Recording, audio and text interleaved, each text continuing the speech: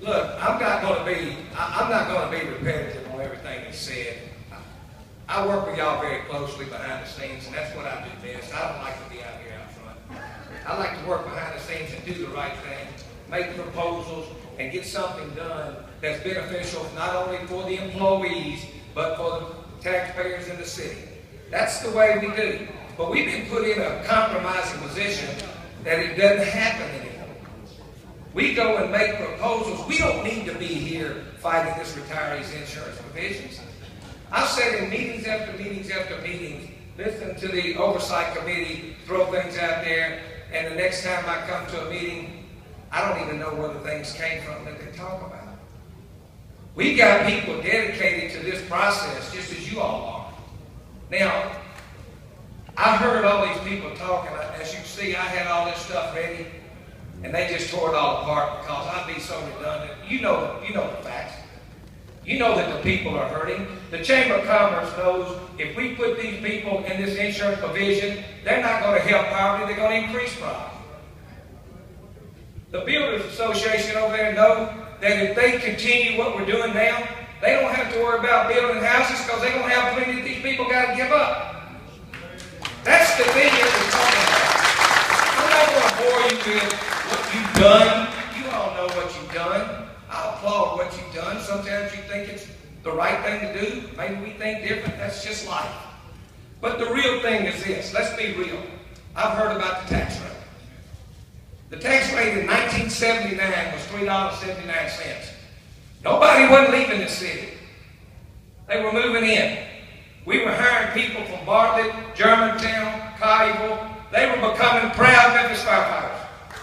Now, they're going to Colleyville, Germantown, and Bartlett from this city. That is a travesty, in my opinion. I spent 34 years on this job.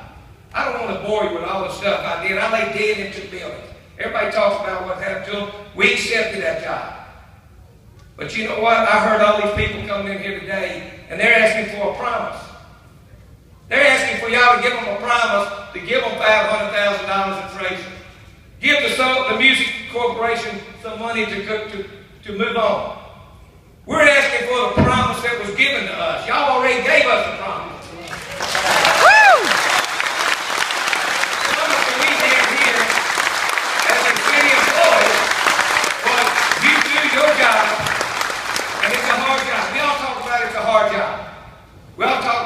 We appreciate fire and police and all the workers. Over in Little Rock, Arkansas, as most of you know, they can't retain general employees. We talk about fire and police, we got a lot of general employees out here. Little Rock, Arkansas just went to a defined benefit system because the defined contribution was putting them on welfare, Chamber of Commerce. That's called poverty here. Amen. That's a fact. It's not a made-up union movement. This is not about unions. This is about lives. This is a look out at these old people. I'm one of them. Y'all put me last. I fell asleep 3 times. But the bottom thing is, it's not about what we can do and what we can't do.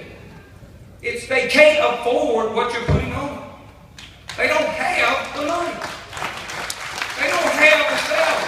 The average pension in this city, with all these $80,000 and $90,000 salaries that get put in the paper, the average salary is $32,000. Spend 30 years working for the city and you get $32,000. Now, the chamber, the builders, the realtors, you know one thing I heard? Everything I heard from them was, I got to increase my bottom line. Don't raise the taxes. Well, I'm going to break some news to everybody here today. As a city employee, the only way you get paid is through tax dollars. If you're in private industry and you want to give your employees a raise, guess what? You raise your product. You pass it on to people like these retirees here. Now, I don't want to keep being redundant on some of this, but I must say I met with the state treasurer and the state comptroller for 2 hours. Danny Todd, who spoke earlier up here, he and I were in Nashville. I've not heard the chamber, I've not heard the builders, I've not heard the realtors talk about the real problem in this city that the state of Tennessee says is the #1 problem. That's long-term debt. That's what the state of Tennessee says is our number one problem in the city of Memphis. It's not insurance. It's not pension. That's a byproduct. But the long-term debt, and anybody can correct me because I trust some of your figures that you've thrown out. A few years ago, for every $1 million, it was $70,000 out of the general fund. As we speak today, due to this great refinancing that the city did, that caused our debt to go up. I'm not too sure I was knocking the door, but when I refinanced my house, it was to make it go down. So now, we're in a long-term debt of every $1 million, it's $80,000 out of the general fund. Just in 3 years, we've gone up $10,000 a million. But it's the employee's fault. This is not about asking for a raise, ladies and gentlemen. This is not about being a union or management. This is about real life. This is about these employees that now, in their twilights of their life, they got everything imaginable wrong with them. I'm going to talk about firefighters, no offense against my police officer friends, but all I know is firefighters. And they go in these buildings and they get their brains beat out, the ceilings fall in, buildings fall in, they jump up and they run back, and guess what? 20 years later, you're paying for it.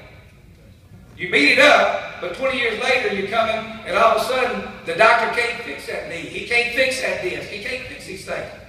And guess where that goes? That goes to the general insurance. I heard the gentleman talk about being disabled by this city. Guess what takes care of his bills? The regular insurance. Now, I must tell you, and I've told some of you, I requested from the state of Tennessee an audit of the city health insurance plan. There have been an audit in this city, and they looked at 3 or 4 questions that we gave the comptroller, and they're looking at it, and a state representative has just asked for an audit of the insurance plan. So I asked you, if you can't vote for the employees who have nobody else to take care of them, hold off. Let's take a look at this system and see if it's really as bad as everybody says. I will submit to you today that it's not really as bad as they say. You know, I think certain councilmen have teased me about this when I say figures don't lie, liars figure. And I've lived by that my whole life. But the thing about it is, I'm going to be real quick with this. City Charter, Part 1, Article 7, Section 53.3, retirement and pension systems shall constitute vested interest, including retired beneficiaries. Title 4, Section 4-4-3, Code Ordinance, says provisions that permit retirees to continue life and hospitalization insurance under the retirement and pension system by paying the current premium. Now, if you look and you go through the charter, you only have to surmise that the current premium is what's being paid by the active employees, because that's the only premium that's mentioned. So, as we go there, then we flip over, and I think I gave this to you, Mr. Chairman, that a Tennessee Attorney General opinion that the Tennessee AG opined that acts of ministerial capacity and temporary purpose should be passed via resolution. However, if the governing body, i.e. council, is to legislate, then such legislation be in the form of an ordinance. The Tennessee AG went on to state that any important or material matter enacted by council should be in the form of an ordinance. This is in the form of a resolution. I submit it should be in the form of an ordinance.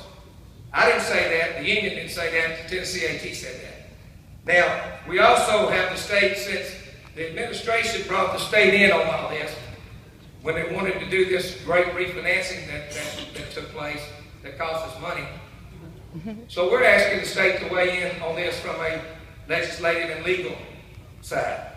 We think that what is going on in a resolution form is inappropriate. I'm not an attorney. I'm being given guidance by attorneys, but that is inappropriate.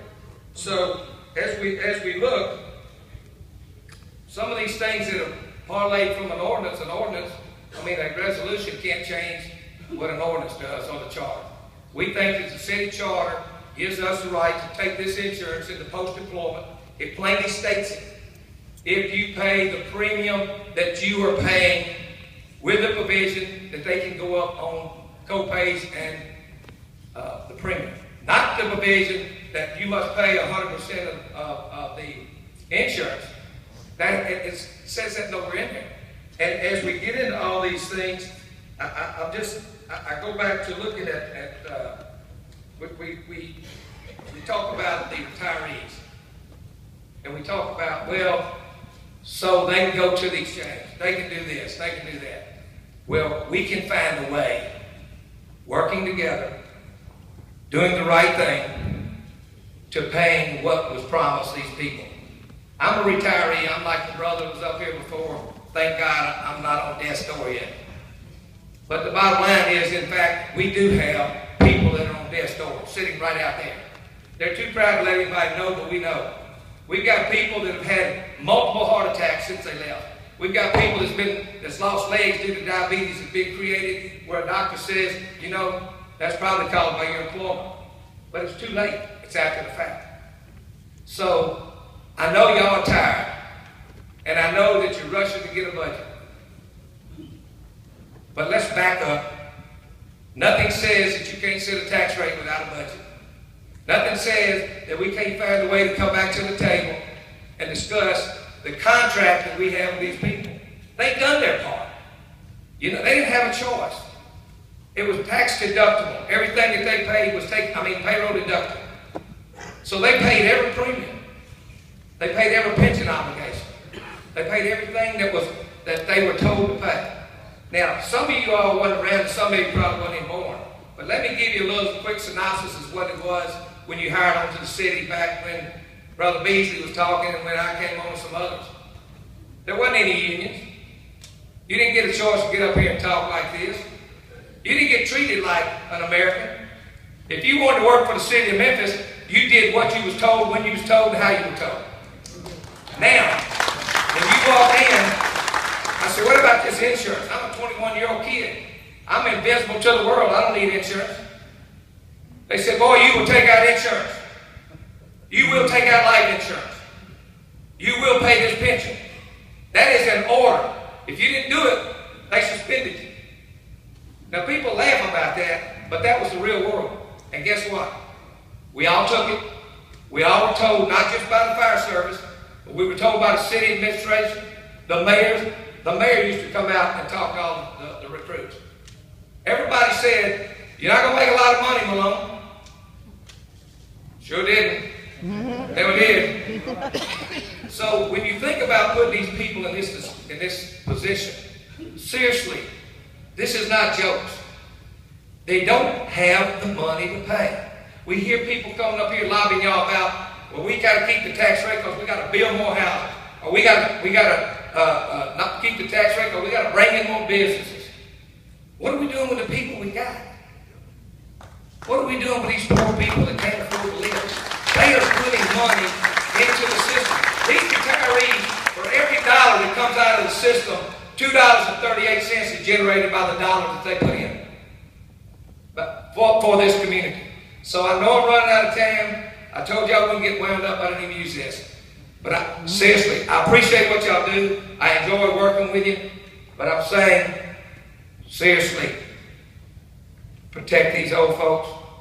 Think about if your mother, father, grandmother, grandfather, think about if that was them. That's the way I look at some of these folks. They're old enough to be my grandfather. So please support the retirees. Vote down this budget. Let's find the money to give these retirees their insurance, and thank you for your time.